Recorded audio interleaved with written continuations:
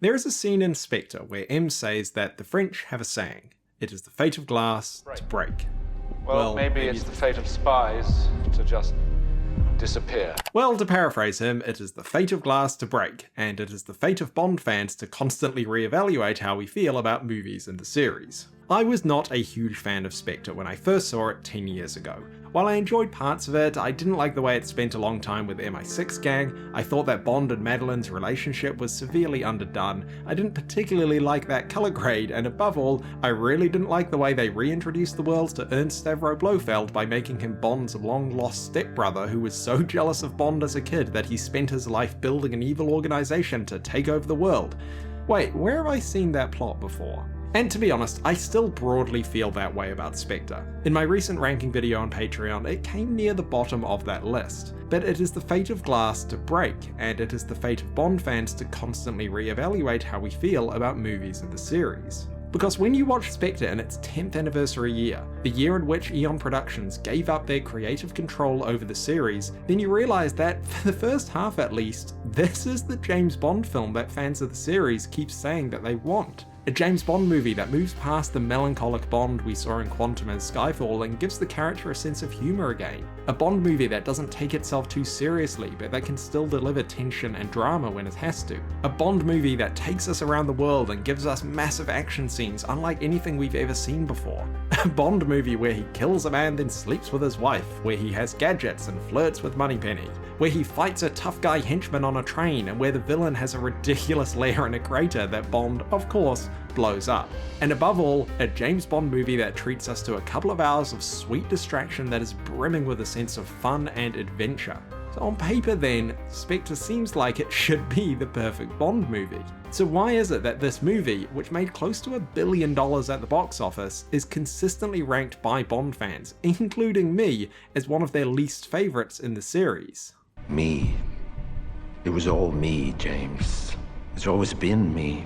Yeah, when I say Spectre is the perfect Bond movie, I do mean that for the first 90 minutes or so, because once Bond and Madeleine get off that train, the movie does a complete 180 on its tone. It ejects the fun, humour and adventure of the first hour and a half and becomes far too self-serious. Making Blofeld a long-lost relative of Bond is probably the most unnecessary contrivance in the whole series. Not only does it weaken Blofeld's sense of menace and mystery as a villain, but it also cheapens all of Bond's earlier stories by retconning them all into some sort of master plan. But much as I dislike this particular plot point, I do think that it has led a lot of people to write off the whole movie in a way that I don't think does it justice. After all, we Bond fans are the first to admit that very few of the movies in the series are perfect, and yet we still love them and all of their Sheriff Peppers and slide whistles and short pink ties and bad haircuts and whatever the hell is going on here. The imperfections are part of what make these movies fun, and while they may not resonate much with us when we first watch the movie, over time we tend to soften on the aspects we dislike and indeed sometimes come to love the movie because of those imperfections. When I watched Spectre today, I realised that most of the criticisms I have of it, the subplot with C and the MI6 gang, Bond and Madeleine's relationship, the colour grade, these are all normal issues to have with a Bond movie, and in the 10 years since it came out, those aspects of it don't bother me anywhere near as much as they used to. Yes, the Blofeld-Bond connection is a step too far, but despite that, I still think there is a lot more to Spectre than it tends to get credit for. So in this video, we're going to look back on Spectre in its 10th anniversary year. The good, the bad, and the ugly, but we're also going to do more than that. Because if you saw part 1 of this video looking at Thunderball, Never Say Never Again, and the 50-year battle over the rights to the very name of Spectre, then you'll understand that Spectre is more than just a movie, but the culmination of a half-century-long battle for the rights to the cinematic James Bond character. Which explained just how significant it was that in February of this year, Eon Productions signed over creative control of the cinematic James Bond to Amazon MGM Studios. This is a monumental shift in how the series will be managed, and the future of James Bond has never been more uncertain or more exciting than it is right now. Because with Eon no longer controlling the creative direction of the series, there are endless possibilities for where the series and character could go next, and as a Bond fan, that is really exciting. But on the other hand, with Eon no longer controlling the creative direction of the series, there are endless possibilities for where the series and character could go next, and as a Bond fan, that makes me nervous. So as well as Spectre, this video will also look at what the future of James Bond under Amazon might look like. But before we get there, let's look back at the Bond movie that one of the new Bond producers actually had a hand in making. This is the story of Spectre, of Amazon, and the future of Bond. James Bond. Do you know what it's called? No. Spectre. Its name is Spectre. For those of you who didn't sit through my hour-long video about the legal battle over the rights to Thunderball, which is probably most of you based on the view count of that video, the short version is that a man named Kevin McClory helped Ian Fleming and Jack Whittingham write a screenplay for what would go on to become Thunderball, and he ended up holding the film rights to that story, which allowed him to help produce both Thunderball and its unofficial remake Never Say Never Again. But because the character of Blofeld and the Spectre organization had first appeared in those early Thunderball screenplays, Kevin managed to argue that he owned the film rights to them, and prevented Eon from using them in any of their movies after Diamonds Are Forever. Even though both Blofeld and Spectre were created by Ian Fleming, McClory held the film rights to those names for decades until 2013 when, after his death, his family agreed to sell them to Eon Productions. So for the first time since 1971, Eon was able to make a James Bond movie where 007 faced off against his most famous enemy. For legal reasons, this doesn't count. And funnily enough, Eon would be making this movie in partnership with Sony, the very studio that 15 years earlier had joined forces with Kevin McClory to sue Eon over their ownership of the James Bond character. But by 2009, MGM had basically gone bankrupt and ended up partnering with Sony Pictures to co-finance the next two James Bond movies after Quantum of Solace. But after Spectre, MGM's financial problems still hadn't gone away, which is why the studio was eventually bought by Amazon in 2022, but let's not get ahead of ourselves. When starting work on Bond 24, the main thing Eon wanted was to recapture some of the success of Skyfall, which had taken Thunderball's crown of becoming the highest grossing James Bond movie of all time,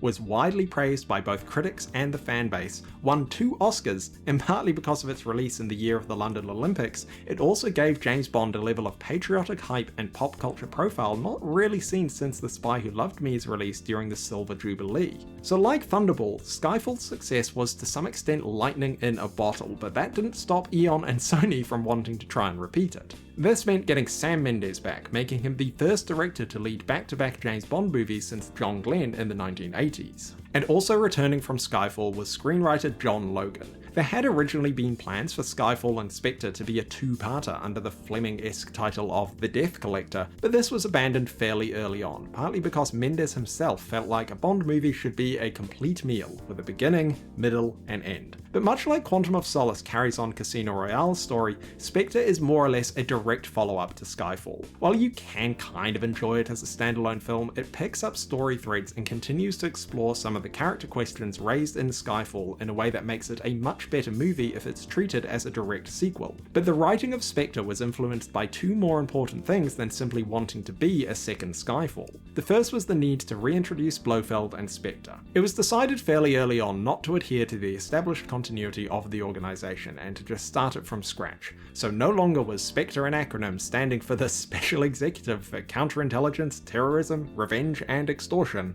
Catchy name. No, now it was simply Spectre.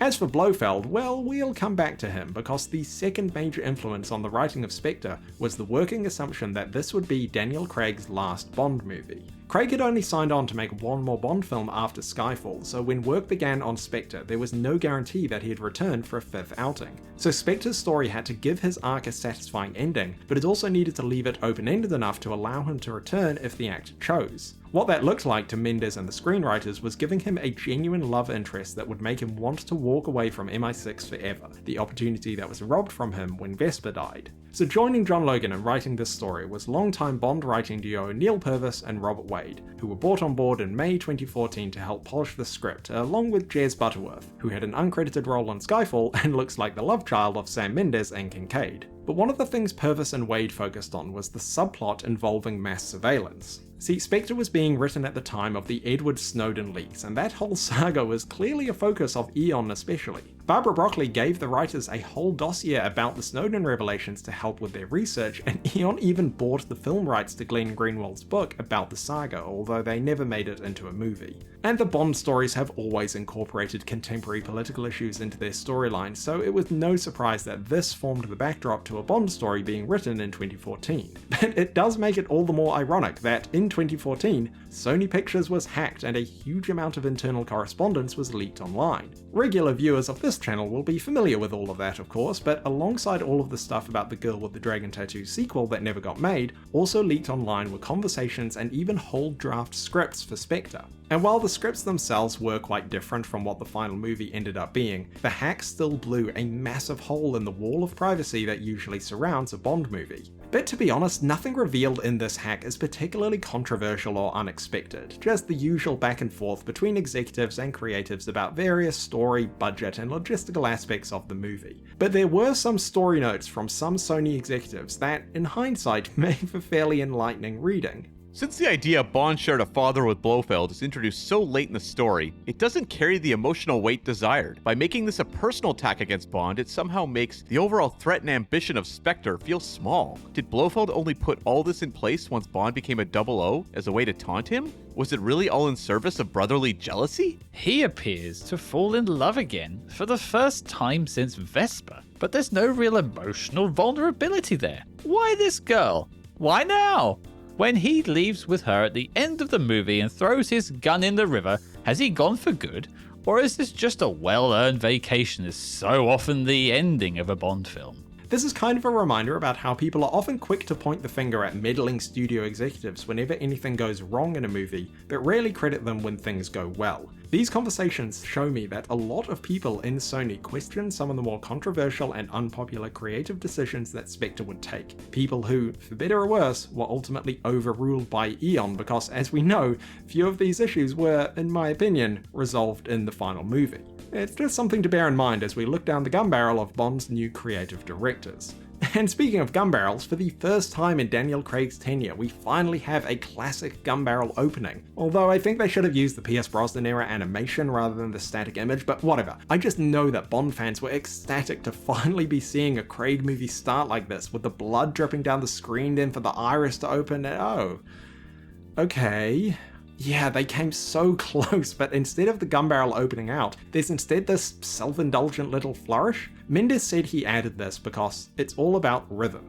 You need the music to die, then you have a moment where you hold your breath and there's the first big beat of the drum. And I can see what he means by this, like the music kicking in on that big opening shot is very cool. But this kind of reminds me about what he said about not opening Skyfall with the gun barrel. He basically said that it wouldn't work to open the film with this shot after a gun barrel, and with the utmost respect to Sam Mendes as a director, I think in both cases he has it the wrong way round. When you're directing a Bond film, I think some things are non-negotiable, and the gun barrel is one of them, which means that it is your job to design the opening scene around the gun barrel, not design the gun barrel around your opening scene. Your opening shot doesn't match the gun barrel? Change the opening shot. Your music needs a beat before you start the scene? Change the music. The only time messing with the gun barrel has worked was Casino Royale, but that was the exception that proves the rule. And it worked there because it had a very clear thematic and narrative purpose, but more importantly, the opening scene was still designed around the gun barrel because the whole thing was leading up to this point. Anyway, we soon forget about the gun barrel because the movie opens with a 4-minute long tracking shot of Bond walking through a massive Day of the Dead parade in Mexico City, then going into a hotel, up the stairs and into the elevator and into a bedroom before climbing out the window in an immaculate suit and walking so casually over the rooftops to where he takes aim at his target. Like opening your movie with a quote, long takes like this can be very self-indulgent and distracting, even if they are technically impressive enough to disguise the fact that it is actually 6 shots. But here the long take does serve a storytelling purpose. Not only does it immediately place us in this setting, but it also establishes Bond in the middle of a mission, like all good pre-title sequences should.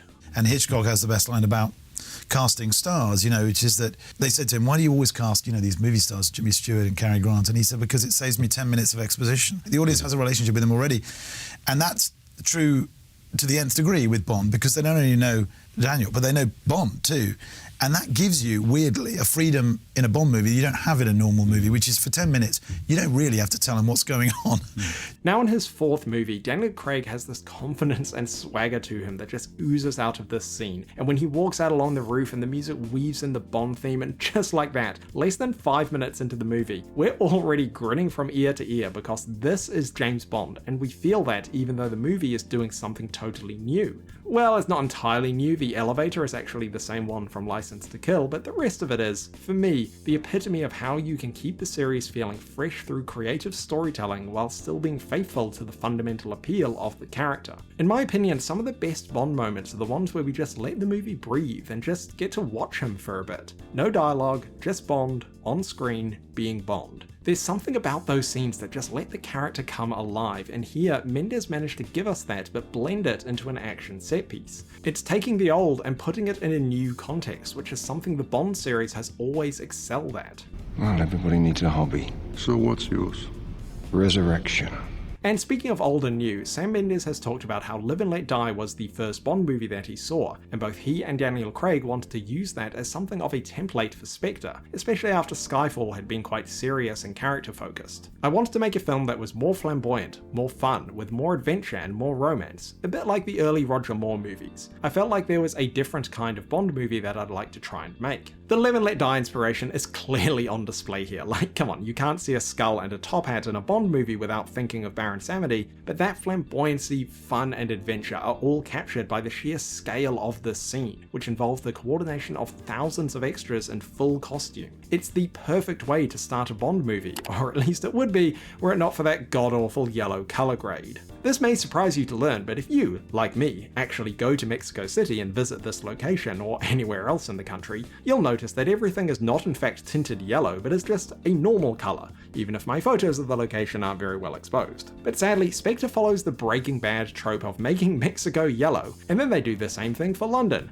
and Rome, and Morocco. As for all the other locations in the movie, well, those aren't yellow, they're this kind of washed out white and grey. Like, take a look at this edit of the opening sequence by Tom Mason, who, by the way, you should follow if you like Bond and have a sense of humour, but when you see the two versions side by side, it becomes clear just how much the original is altered. And one of the reasons this frustrates me is the fact that this movie was shot by 𝗠𝗏𝗏𝗏𝗏, who had just finished Interstellar, one of the most well-shot movies of the century. And the cinematography in Spectre is gorgeous. The shots are beautifully composed to capture locations and character and tone perfectly, but they're totally spoiled by the color grade, which flattens the lighting and colors and worst of all, makes all of the locations feel the same. The whole point of making a big travelogue style Bond movie that takes us around the world is to visit a bunch of unique locations. And most Bond films do a really good job of emphasizing the color palette of their locations in a way that makes them all feel distinctive, which also serves the purpose of helping break up the story visually and keep it feeling fresh as we move from location to location. But Spectre just kind of alternates between this sort of muddy yellow and a washed out white, and for me,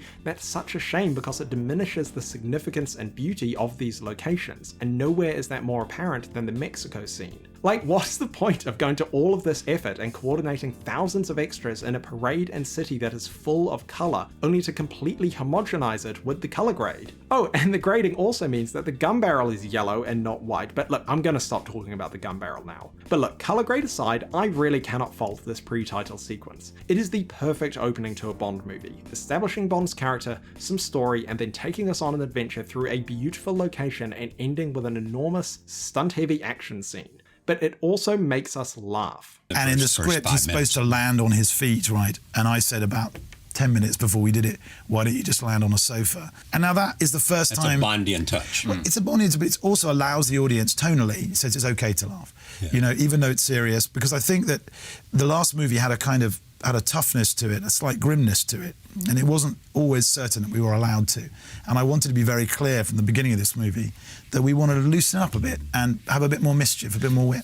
Spectre does have a pretty inconsistent tone, but for the first half at least, that mostly comes from the scenes that don't have Bond in them. But generally, when we're with Bond, there is a lot more humour than there was in Skyfall, and the fact that this movie is at least trying to strike a lighter tone is signalled to us right from the start. So after chasing the villain Marco Sciarra through the parade, we get to the big action set piece. The helicopter fight is just classic Bond, although I do wish they came up with a better explanation for the helicopter going haywire than Bond just jumping in and immediately beating the crap out of the pilot, but whatever. It's a great fight and is complemented by some truly spectacular stunts, and Thomas Newman's score even has what I like to think of as a tiny homage to the infamous Golden Gun slide whistle. So 5 minutes in and we've already had references to Live and Let Die, License to Kill, For Your Eyes Only, and Golden Gun. I'm sure there won't be any more homages to earlier Bond movies after that. Anyway, Bond of course wins the fight and flies the helicopter off into the shot of the city skyline that the Mexican government mandated they include as part of their location subsidy, and we plunge into the title song by Sam Smith. Like the movie itself, Writings on the Wall is often cited as one of the worst Bond songs. And it's funny because I kind of feel similarly about this song as I do the movie itself. Some of it I really like, especially the start, which I feel does capture that smooth, romantic tone of some of the Roger Moore films. And then it has that bombastic change in tone that feels like a John Barry, Shirley Bassey style build. But the chorus with Sam's high-pitched singing is where it comes apart for me, because it undercuts the majesty and swelling of the earlier moments in a way that, to me, stops it feeling like a Bond song all of a sudden. Anyway, I obviously don't know enough about music to really talk about the song in detail. I just know that I like all of it except the chorus, and even then, I'm probably in a minority. But the thing about Writings on the Wall and the other two contenders for the 24th Bond song was the fact that they are all clearly trying to replicate the success Adele had with Skyfall by making them slow, emotive pieces, and to me, I think this undercuts the tone Sam Mendes was trying to establish in this movie. As we've already seen, he said he wanted to go back to a more fun, flamboyant, Roger Moore style Bond adventure like Live and Let Die, which had a Bond song like this. Skyfall worked as a melancholic Bond song because when it plays, it looks as though Bond has died, or at the very least failed his mission. But in Spectre, he's won and is riding off into the sunset, and I think the song should try to match the tone of the scene that it follows. Following up this opening scene with something fast, fun, and energetic would have clearly signalled to the audience that this movie was going to be different in tone to Skyfall, but, well, Eon chose to go for the slower route with Sam Smith, and they won an Oscar out of it, so who am I to judge? Back in London, we learn that MI6 is in the midst of a major intelligence shake-up, continuing the story thread from Skyfall where Bond in the 00 section is seen as outdated and antiquated, and representing the brave new world is Andrew Scott's Max Denby, the new chief of intelligence who Bond immediately calls C. We'll come back to this whole subplot, but what I will say up front is that this movie is a waste of an opportunity to have Andrew Scott play a proper Bond villain. While this was made before Fleabag and All of Us Strangers, it was still in many respects peak Andrew Scott, following his turn as Moriarty in Sherlock's immensely popular first seasons and immensely terrible later seasons. Scott is a great choice for a Bond villain, but in Spectre he's kind of relegated to a secondary character who never really gets to do much more than spout exposition at M. But speaking of exposition, Bond tells Moneypenny to come round to his apartment, and this is only the second time we've ever seen inside James Bond's house. But frustratingly, the lighting means we can't tell if Daniel Craig's Bond also has his initials delicately embroidered on his dressing gown, nor do we learn whether or not he's invested in a better espresso machine than the spluttering steam engine that Roger Moore uses. Is that all it does? Now, I'm a big fan of Naomi Harris's Moneypenny. Out of all the classic MI6 gang, the archetype of the 60s secretary was always going to be the hardest character to reinvent, and I think that Harris and Mendes did that brilliantly in Skyfall. Spectre builds on that by having her be Bond's eyes and ears inside MI6 while he's going rogue, meaning she has more to do than just flirt with him while he's on his way into M's office. But the reason we love Moneypenny, whoever plays her, is because of how she plays off the Bond actor. I think Harris and Craig have an electric chemistry, and I love the way that both Skyfall and Spectre bring their dynamic right up to the line of did they or didn't they, but remains faithful to the Bond lore by not making it explicit. Did they bang after this in Skyfall? Did they bang after this in Spectre? I mean, we assume so given the context of Moneypenny visiting Bond in his room late at night, but I think the fact that it remains unseen is essential for keeping the spark of the Bond-Moneypenny relationship alive. Story of our relationship. Close, but no cigar. And if you'll indulge me a moment of wishful thinking, I know that Amazon are almost certain to do a clean slate recast, but I would love it if they brought back Naomi Harris not as Moneypenny but as M, to keep just a tiny bit of connective tissue across the Bond actors in the way that Desmond Llewellyn and then Judi Dench did. I'm assisting in the transition. Harris is the same age now as Ralph Fiennes was in Skyfall, and in the same way Judi Dench's M in the Craig era is technically a different character to her M in the Brosnan era, you could easily fudge the continuity enough that it would work for Harris's M to be an entirely new character who just happened to be played by the same actor who played Craig's Moneypenny. But it could also serve as a bit of an Easter egg to keep a link back to the Eon era. After all, I thought M was a randomly assigned letter. I had no idea it stood for... Moneypenny.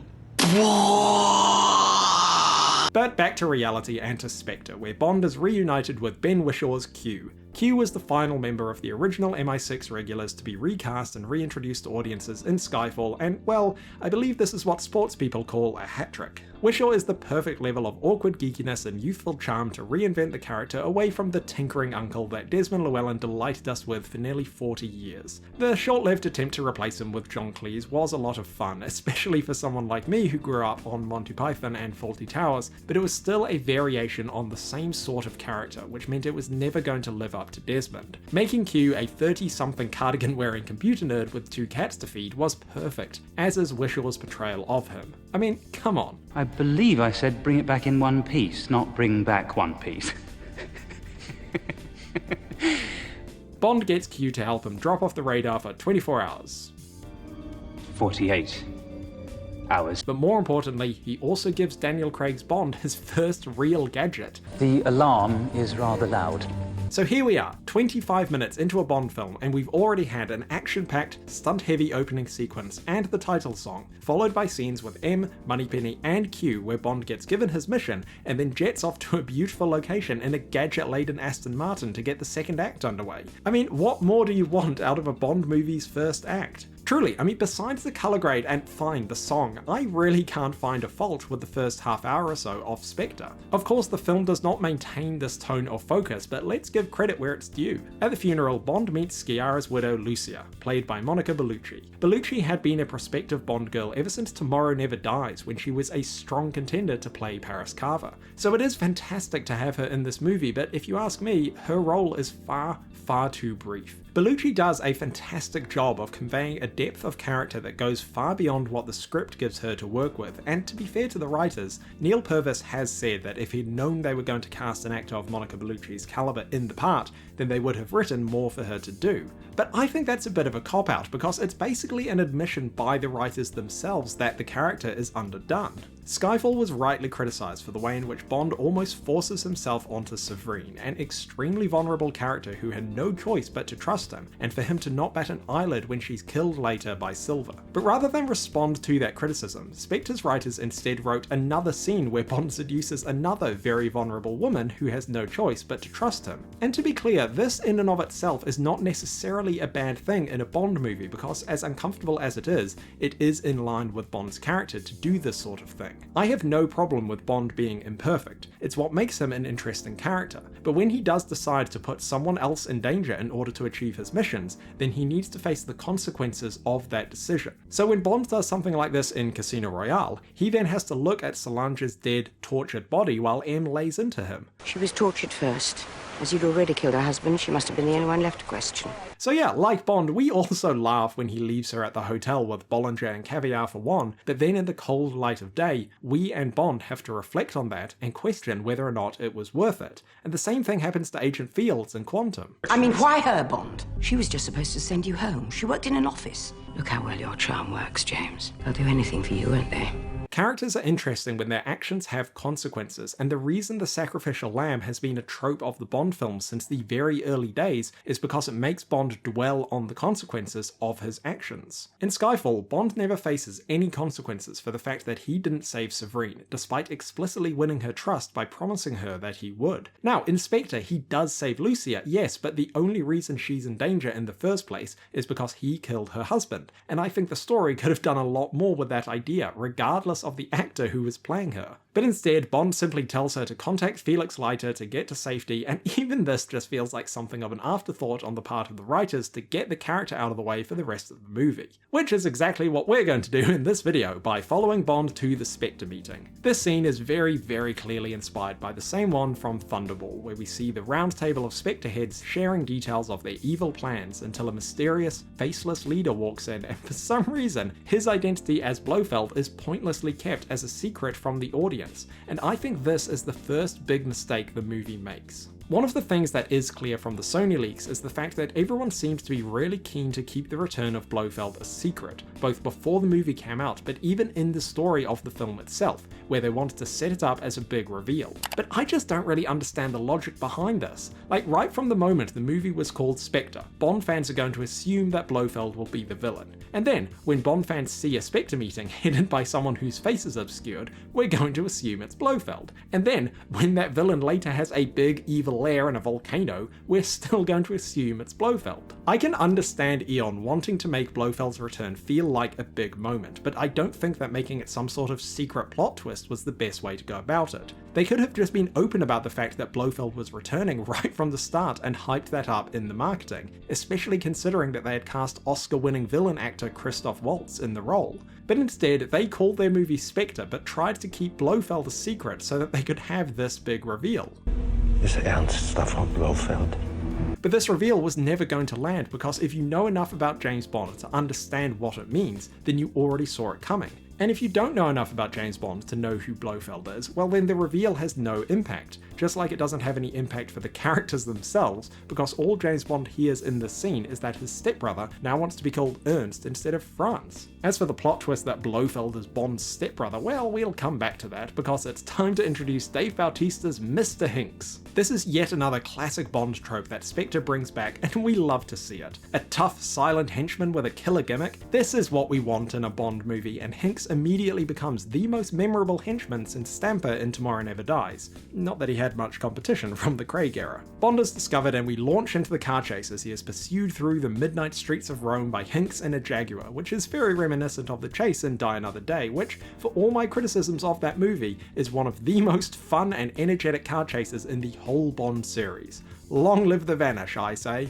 And like the Vanish, I will also defend the car chase in Spectre. Frankly, if I have any criticism of this scene, it's the fact that it's not longer and doesn't make even more use of its beautiful setting. The production managed to get permission to film in some of the most historic parts of Rome, including a drive past of the Vatican, but it's pretty blink and you miss it. Shots like this one should have been held for far longer so that we could just absorb how epic it all is and keep taking in Newman's score, but instead, most of the chase takes place in the back streets. But that doesn't stop it from being great, because look, if you don't think it's funny that Bond's Aston Martin gets stuck behind a Fiat, or that none of the gadgets are equipped properly because he stole it before it was ready, then I don't know what you want out of a Bond movie. This is exactly the sort of fun and humour that people said was missing from the Craig films compared to, say, Brosnan and more, and I think it's important that the Bond movies challenge their own tropes like this. For me, this scene is like when Bond's Lotus is blown up, leaving him stuck in the tiny Citroen, or indeed when Bond goes up against another gadget-laden supercar in Die Another Day. Bond action scenes are memorable and fun when Bond is at some sort of disadvantage, and when he has to adapt to his circumstances, and when the scenes go against the audience's expectations. Him not being able to rely on his gadgets makes this scene better, as does the fact that he's on the phone to Moneypenny the whole time and gets jealous of the fact that she has a boy around. Who was that? It's just a friend. At this time of night? Then, the scene does move out of the back streets and returns to being a proper Bond car chase, where he does get to use the gadgets. Like, come on, a flamethrower? I believe this is what the kids mean when they say it's lit. And then we cap it all off with an ejector seat. Ejector seat? You're joking. This is followed by Bond drifting down into the streets and walking off. Chef's kiss. This is everything a Bond action scene should be, and I absolutely love it. But sadly, we briefly move away from the fun and the silliness as we drift into the grey mist in pursuit of Mr. White to a hideout in Austria, where he is dying after being poisoned by Blofeld. He tells Bond to find and protect his daughter before killing himself. I don't think Mr. White was ever intended by the writers to be such a major recurring character in the Craig era, but what I do find frustrating is the fact that in this movie, the writers chose to reintroduce Blofeld and to retcon the previous Craig movies so that it turns out Blofeld was the one pulling the strings the whole time. But then they didn't just make the twist the fact that Mr. White was Blofeld all along. Of course, Mr. White.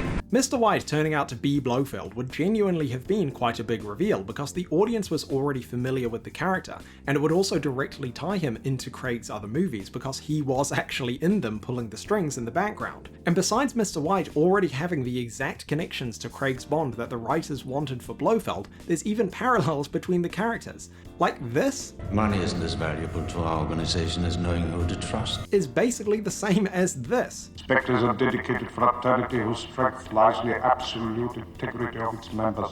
Hell, he could even have the codename of Mr. White because of his cat. I mean, come on, it writes itself. But of course, Eon didn't do that because they wanted to cast Christoph Waltz as Blofeld. As we've already seen with the title song, Skyfall marked a real shift in tone for the Bond movies as they tried to attract more critical acclaim and to make 007 a more prestigious brand. They hired Oscar-winning directors like Sam Mendes and briefly Danny Boyle, writers like John Logan and Phoebe Waller-Bridge, cinematographers like Roger Deakins and Hoyte van Hoytema, and pursued singers like Adele and Sam Smith. And this chasing of prestige talent also came through in the casting. Now, Bond movies have always attracted talented and famous actors, but it was only really in Skyfall that they began courting names that had both critical and popular appeal. Javier Bardem, Christoph Waltz, and Rami Malek had all won Oscars in the year or two before they were cast as the Bond villain, but those Oscars were also won for movies that had wide commercial success. It was the exact formula Eon wanted for the Bond movies post-Quantum, and so they were never going to use an obscure Danish actor like Jesper Christensen as their main villain for Spectre.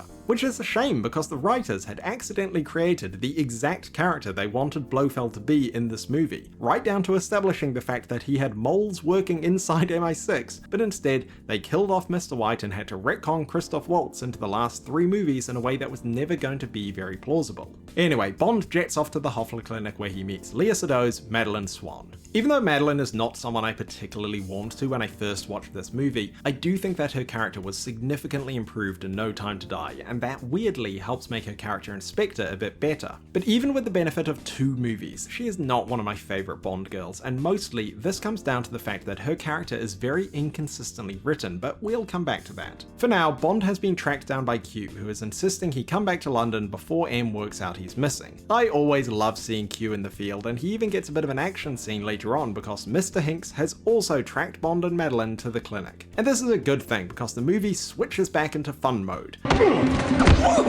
No escape. Armed with his pistol and tactical turtleneck, Bond chases Hinks, but they get away, leaving him with no choice but to chase them in a plane. Is this by far the most impractical vehicle to choose for a car chase? Absolutely. Is it also completely in keeping with the reckless, blunt instrument nature of Daniel Craig's James Bond? Also yes. Oh, and we even get Bond waving out the window at the bad guys, one of my favourite Bond flourishes. It's not really clear what Bond's plan is here other than to ram the Land Rovers with his plane, which feels like it might end up killing the person he's trying to save, but whatever. He crash lands, takes out a car, and then we get the money shot for the trailer. So Bond rescues Madeleine, but she's not having a bar of it. And remember what I was saying before about Lucia and the need for Bond to be called out on his actions? Yeah, this is what that looks like. Did it cross your mind that you led them to me? There's even this look on Bond's face where he's like, oh shit, yeah, I guess I did do that. Like with Lucia, it really didn't cross his mind that his actions are what put Madeleine in danger in the first place. But he convinces her to go with him, and Madeleine leads Bond to her parents' honeymoon suite at L'American Hotel in Morocco, where she promptly gets drunk and passes out. And then we have one of my favourite little moments from Craig's Bond. I said you. Who are you working for? The mouse leads Bond into Mr. White's secret room, and look, I'm not an assassin, but I feel like a hotel room in a foreign country that you only visit once a year and is presumably full of other guests for the rest of the time is not the most sensible place to hide all your secret assassin stash, but hey, what do I know? There's a brief but touching moment where Bond finds a record of Vesper's interrogation, almost as if Mr. White and not Blofeld was the author of all Bond's pain, before he and Madeleine find the coordinates that will lead them to Blofeld. And to get there, they need to travel by train, because a Bond movie is immediately made better when there's a train in it. There are 2 scenes on the train that are designed to help deepen the connection between Bond and Madeleine. The first sees Madeleine reject Bond's attempt to teach her how to use a gun when she recounts the incident that we would go on to see in No Time to Die. A man once came to our house to kill my father. Papa kept a Beretta 9mm under the sink with the bleach. Then the next scene is a clear attempt to repeat the Bond-Vesper meeting in Casino Royale, with a Goldfinger homage thrown in for good measure. And the scene itself is fine, but this is one of those scenes that I was talking about before when I said that Madeleine's character is very inconsistently written. In all of their scenes together so far, Madeleine has been openly angry at and mistrustful of Bond. Then we have the gun scene, where she fairly directly pushes back on him and his assumption that she can't use a gun. It's a good scene, and it does end with them for the first time having this kind of mutual respect for each other. Bond clearly sees her in a different light, and Madeleine does respond to that, but then at the dinner, she is very openly flirting with him in a way that feels very inconsistent with where we left her character in the previous scene. You shouldn't stare. Well, you shouldn't look like that.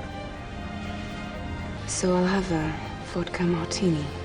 Dirty. Because Madeleine's characterization here is noticeably different from the last scene, it makes it feel like Bond and Madeleine's relationship has suddenly taken this huge leap forward in a very short space of time. In the scene, they have a brief discussion about why Bond does what he does that concludes with this exchange. Is this really what you want? I'm not sure I ever had a choice. You know, I think you're wrong. We always have a choice. I'll drink to that. And even though the entire ending of the movie is built around this idea of Bond having a choice, this is the first and last time the movie ever actually explores that theme, which to me is a bit of an oversight. But we can't dwell on that for too long because Hinx is back. This is a great fight scene and one that pays homage to most of the other iconic James Bond train fights that came before it. Hinx is a properly menacing villain and is one of the few people who it feels like could genuinely beat up Daniel Craig's James Bond with his bare hands. But Madeleine saves Bond, which gives him the opportunity to dispatch of the henchman once and for all, while also giving him his only line. Shoot! And of course, this being a Bond movie, again, I think the Bond-Madeleine relationship moves far too quickly for this to be believable, but this is also a very James Bond moment that feels more and more at home in this movie the more you watch it, because, as we have made abundantly clear by this point, Spectre is a movie that's happy to be a bit fun and be a bit silly. Until it isn't. But then it all went wrong, didn't it?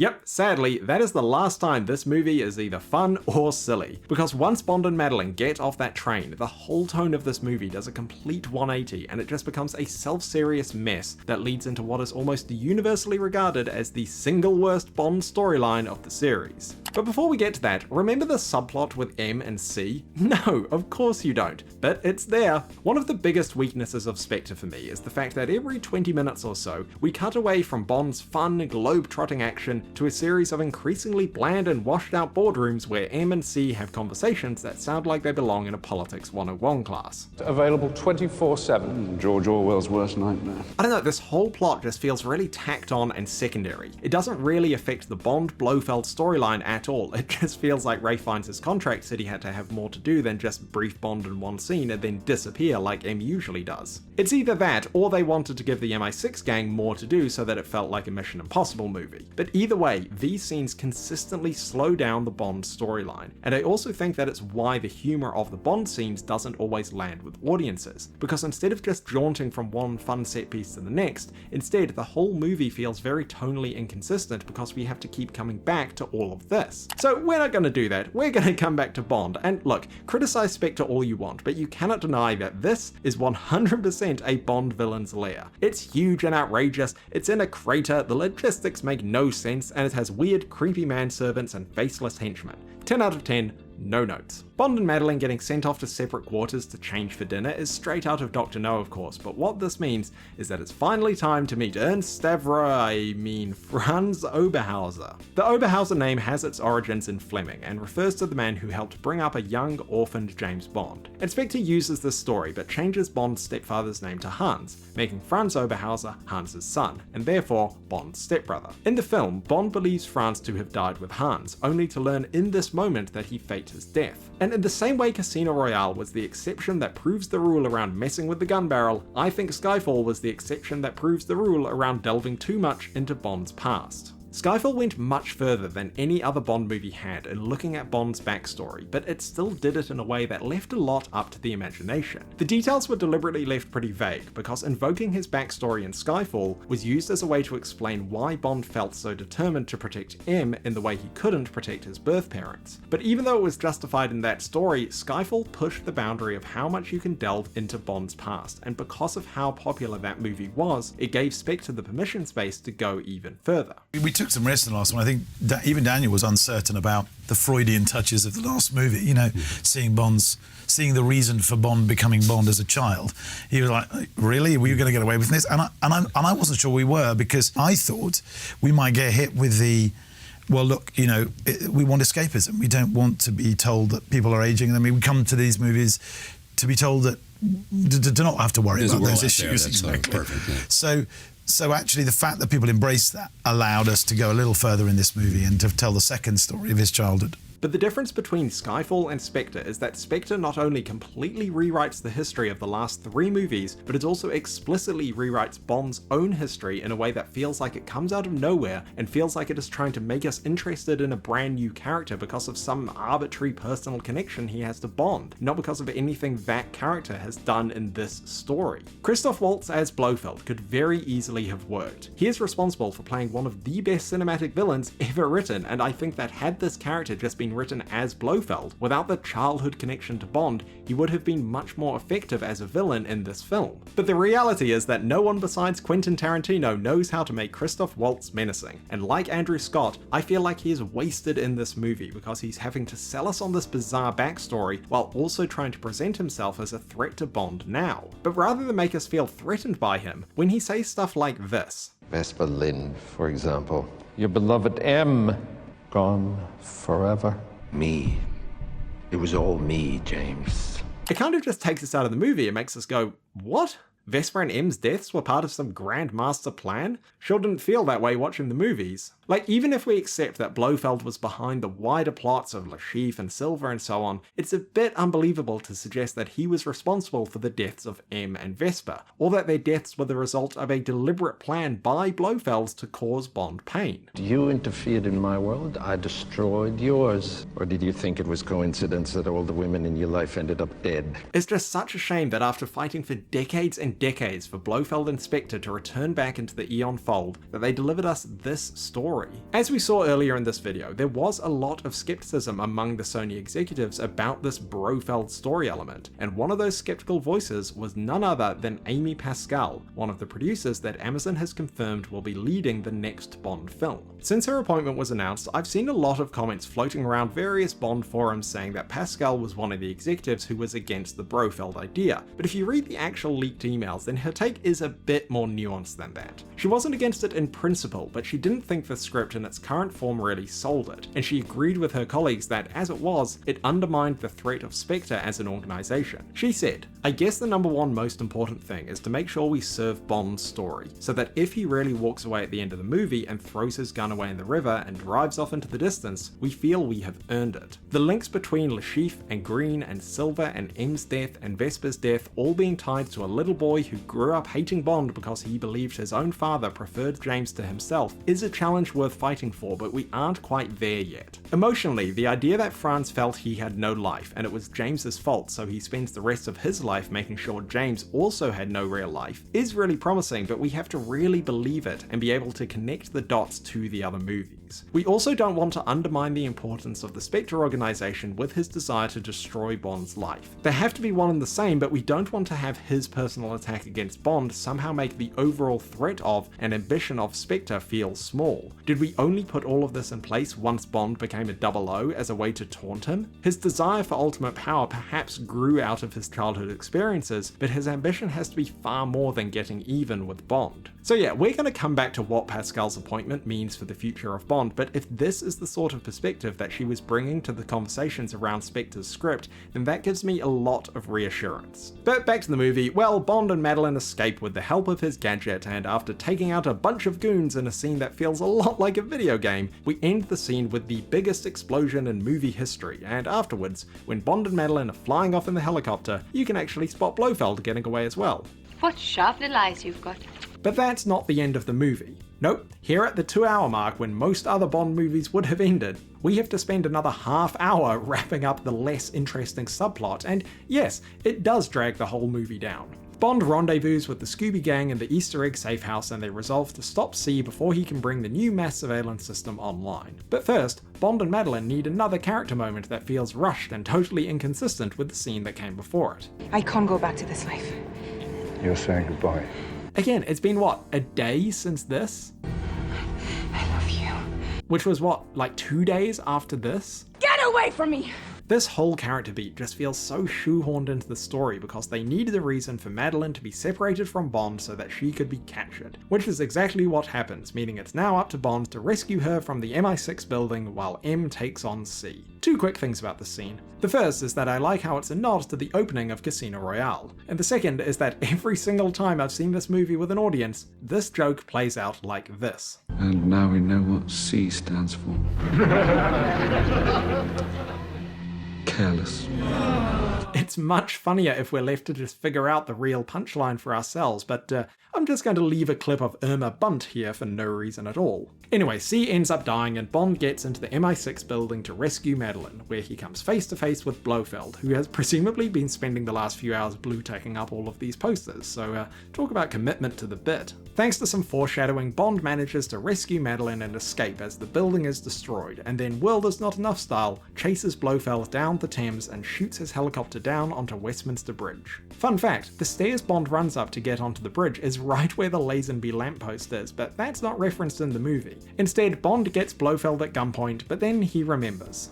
We always have a choice. Is the symbolism of the bridge and choice very heavy-handed here? Of course, but sometimes that's fine, and I do think it's fitting that the movie ends with a more poignant character moment for Bond. But the trouble is that besides a single conversation with Madeleine, this idea that Bond has a choice and might actually want to leave this life behind is never actually explored in the movie. In fact, for the most part, it's the opposite. I think you're just getting started. So like everything else in Bond and Madeleine's relationship, this ultimatum and final choice also seems to come out of nowhere. I do think it's a good thing that they kept Blofeld alive. I mean, there's no point killing him off after waiting so long to introduce the character, and besides, Bond never actually gets to kill Blofeld in any of the other movies. So Blofeld surviving into the next film is fine, but Bond choosing to abandon everything for Madeleine doesn't feel earned in the way it does in, say, Casino Royale. But they did need to give Bond something of a conclusion. As we've already seen, there was a working assumption that this would be Daniel Craig's last outing as Bond. It was never definitive, but the ending needed to act as a conclusion to his story, but also leave the door open to a possible 5th movie. So in that sense, the ending does work. Bond and Madeleine drive off into the sunrise in the DB5 as the Bond theme plays us into the credits. It's the first time Craig's Bond has had a classic Bond-style happy ending where he completes his mission and gets the girl. For all of my issues with the final third or so of this movie, I do think that this is a classic Bond movie ending, even if the character moments leading up to it weren't especially earned. So that's Spectre, a movie that I think has a lot of problems, but one that I also think tends to be unfairly criticised. Yes, the story elements with Blofeld are, in my view, fairly unforgivable problems, but for the most part, the first 2/3 or so of this movie are a fun, classic Bond adventure that reintroduces and refreshes a huge amount of the tropes of the series in a way that we hadn't really seen since the Brosnan era. I genuinely think that if the rest of the movie had followed this sort of style and tone, and they hadn't stuck with the Blofeld story arc, then this movie would be remembered much more fondly by the fanbase, and its other, much more minor flaws would be more easily overlooked in the way that we Bond fans tend to overlook the minor flaws in all the other Bond movies. But to return to the ending of Spectre, as we know now, this was not Daniel Craig's final outing as 007. Daniel Craig, will you return as James Bond? Yes. No Time to Die gave his tenure as Bond a definitive ending in 2021, an ending that left the cleanest of slates from which Eon could reinvent the character in Bond 26. But little did we know then that— Don't say it! The writing's on the wall? There was a 6-year gap between Spectre's release and the pandemic-delayed premiere of No Time to Die, and since then, Bond fans have waited and waited and waited for any meaningful news from Eon about their plans to start work on Bond 26 and to launch the tenure of the 007th actor to reinvent the character once again. But besides Road to a Million, there was no real news besides the odd generic statement to the media, movement on some other non-Bond movies, and of course, there was that period of about 3 months when Aaron Taylor Johnson's publicist hopefully got a very good bonus. But then, in late 2024, the Wall Street Journal published a detailed article outlining the nature of the relationship between Eon and Amazon, and that went quite some way towards explaining exactly why there had been so little Bond news. As we saw at the start of this video, MGM was in a very bad financial state for much of the 2010s, and in May 2021, the studio was acquired by Amazon for $8.45 billion. As Bond fans will know, the Bond movies were mostly made as a partnership between Eon Productions and whatever parent studio owned United Artists at the time. But Eon always had the final say over more or less everything on the creative side, from casting to story to directors and writers. And this was a more or less unique arrangement in Hollywood, at least with a franchise as big as James Bond, and if the Wall Street Journal article is to be believed, then it quickly led to a frosty working relationship between Eon and Amazon. From Amazon's perspective, they had spent over $8 billion acquiring a studio, and while Bond wasn't all of that, it was by far the biggest IP that MGM owned, and they wanted to start making some of their money back. But from Eon's point of view, they had a responsibility to continue the decades-long stewardship that the Broccoli family had held over the series, and to make sure that the character's core appeal and legacy was protected by pushing back on attempts by Amazon to do things like spin-off TV shows that, in Eon's view, would dilute the quality of the series. I think the Bond fandom had a fairly mixed response to this article.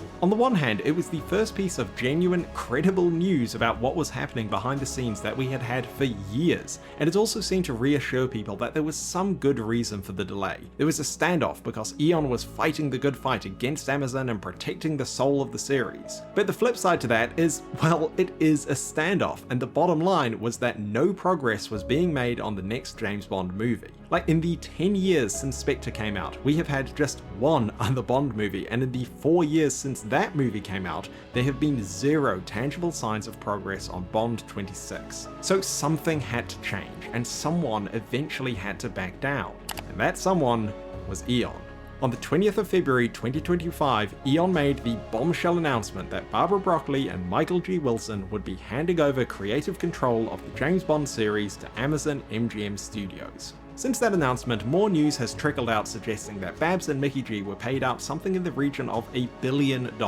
According to this story, Bezos apparently read the Wall Street Journal article and told the studio, "I don't care what it costs, get rid of her." Would you please kill those bastards? Well, he got his wish, and now Amazon MGM Studios has a clear path to making the most out of their very, very expensive new franchise. And I don't want to speculate too much on what that might look like in this video, but I do want to try and address some of the recurring arguments I've been hearing on both sides of the glass wall about what this means for Bond. And if we're doing that, then, well, I guess we might as well do it face to face.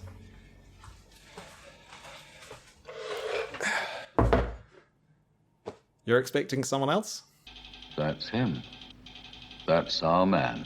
So I'll be honest and admit that my first reaction to the news that Eon had given up creative control of Bond was nervousness. Like, generally I'm an optimist by nature, and I always try to look at things with a martini glass half full sort of mentality, especially when it comes to James Bond. I mean, hell, I just spent the last 45 minutes defending Spectre of all things. But even though I'm an optimist, I'm also reminded of the expression that a cynic is an optimist with experience, and well, let's just say I'm feeling pretty cynical about franchise filmmaking at this particular point of cinema history. I think one of the reasons the James Bond series has been so consistently popular is the fact that over 60 years, these movies have earned themselves a gold-plated reputation for quality. Eon's incentive has always been to preserve that reputation and focus on making quality movies that continue to keep the character of James Bond relevant to modern audiences. And yes, the reason they wanted to maintain Bond's reputation for quality was so that the movies would deliver a healthy profit. Like, let's not pretend that they were doing this out of the goodness of their hearts. But the incentives of what is effectively a family-run business that owns a single character and franchise that is content to put out one film every couple of years or so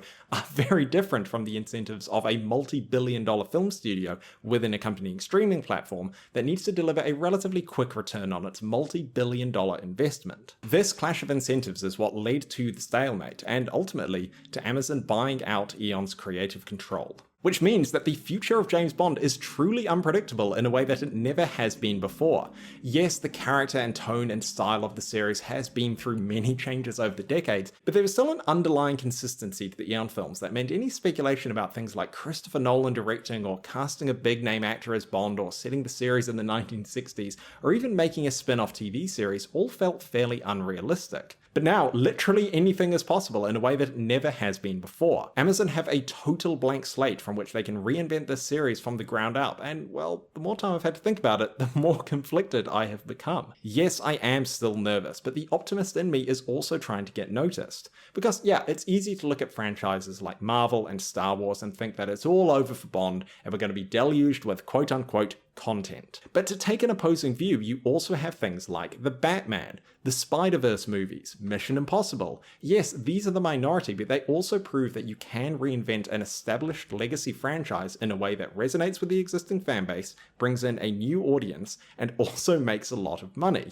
The advantage that Amazon have with Bond is that they are the last cab off the rank, meaning that if they are smart, they will learn from the mistakes of other studios, especially Disney. Like take Marvel and Star Wars, both hugely popular franchises with large, long-standing fan bases. But in the last 5 or 6 years or so, both have completely lost steam because there was a notable and consistent decline in quality that went hand in hand with the sudden jump in quantity of new shows and movies being released under those banners. Like in that time, Star Wars went from being a huge franchise anchored by a handful of very popular movies to being a loose collection of mostly forgettable TV shows, while the MCU went from being a huge franchise anchored by 1 or 2 fairly decent movies a year to being a sprawling interconnected mess of very average TV shows and movies that completely alienated casual audiences. So yes, that sort of thing is something to worry about, but at the same time, I'm not really sure that either the MCU or Star Wars really fits the Bond model. These are both stories that have hundreds of characters and a literal multiverse of possible storylines, whereas the James Bond series has, 5 recurring characters and the odd Bond girl who might lend themselves to a credible spin-off? And even then, like a Felix Leiter spin-off might sound great on paper, but when you think about it, you realize that no one outside the Bond fandom actually knows who Felix Leiter is. And you also realize that the most interesting thing about Felix Leiter is the fact that he sometimes gets to go on adventures with James Bond. So when Bond's not there, what is there about a Felix Leiter show that makes it different from the dozens of other TV shows we have about guys in the CIA? So yeah, we probably will get a few spin-offs, but I can't see a world in which Bond becomes saturated with content on the scale of Disney because there just isn't the same foundation of source material. And if we look at Amazon's own track record with TV at least, well, a lot of people have pointed to The Rings of Power as an example of Amazon bungling a beloved franchise, and they see it as a warning sign for Bond, and well, I feel pretty uniquely qualified to talk about both The Lord of the Rings and James Bond. As you probably know, I'm no fan of The Rings of Power, but I don't really think that show is a fair comparison to Bond because the scope of what they could do narratively was very constrained by the limited rights that they held. But with Bond, they have free reign in a way that they simply don't with Middle-earth. But where The Rings of Power does, I think, have a lesson for Amazon is on the question of talent. The showrunners they hired had almost no experience with film or TV production and were suddenly being trusted with the most expensive TV show ever made. Sorry, I'm rather new to all this.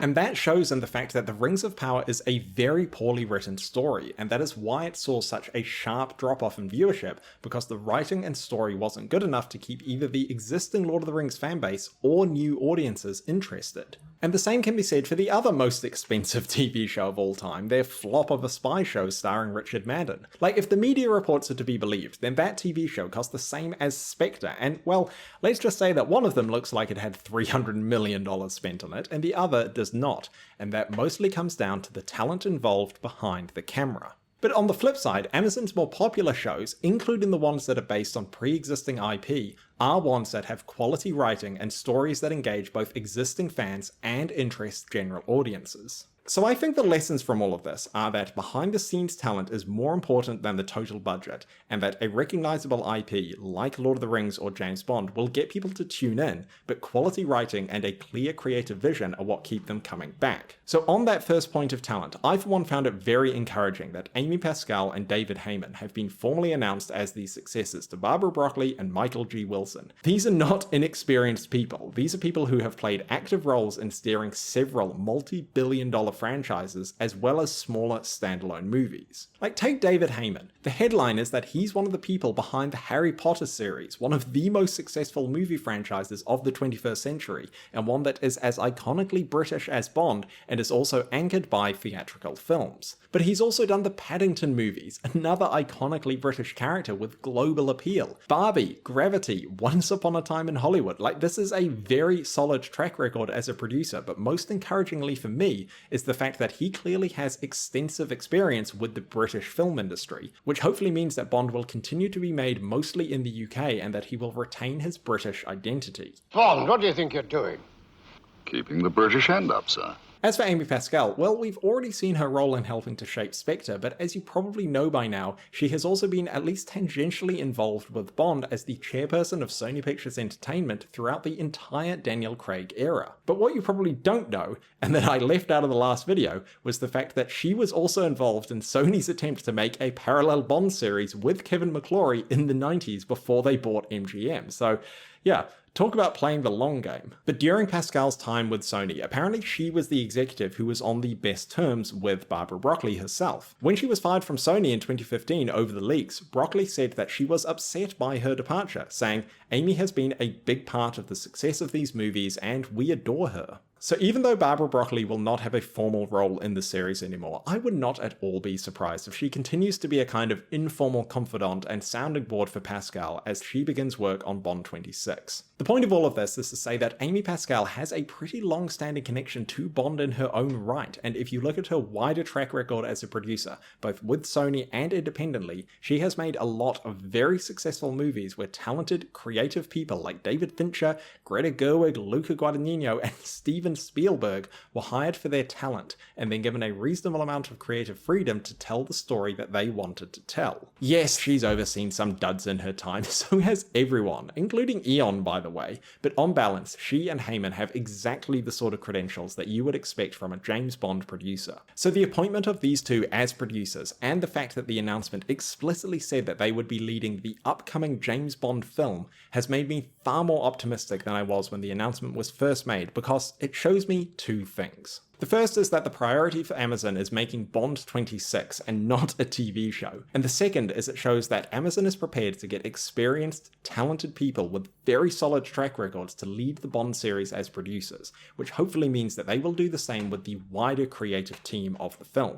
Because a recognizable brand like James Bond will get people to tune in, but quality writing and a clear creative vision are what will keep them coming back. Bond fans are going to watch whatever Amazon releases next. Like, that's a guarantee. I mean, we watched Road to a Million for crying out loud. So the mission that Pascal and Heyman have is to make sure that Bond 26 is good enough that it reassures us that Bond is in good hands, to make sure that we tune in for whatever comes next. But it can't just appeal to Bond fans. It also has to be good enough that it attracts general audiences beyond the Bond fandom, like every other Bond movie has done. So for example, a legacy sequel starring Pierce Brosnan as Old Man Bond would of course delight the fanbase, myself included, but it would probably not bring in any new audiences, and nor would it signal anything about Amazon's longer term vision for the series. But on the flip side, bringing in a director like Danny Boyle, Edgar Wright, Alfonso Cuarón, or dare I say it, Greta Gerwig, would be a bold statement from Amazon that they were willing to give over a huge amount of creative control to talented filmmakers to help them reinvent the series. And yes, I see you all in the comments there asking for the Christopher Nolan Bond movie, but he's in the middle of filming The Odyssey, which is coming out over a year from now,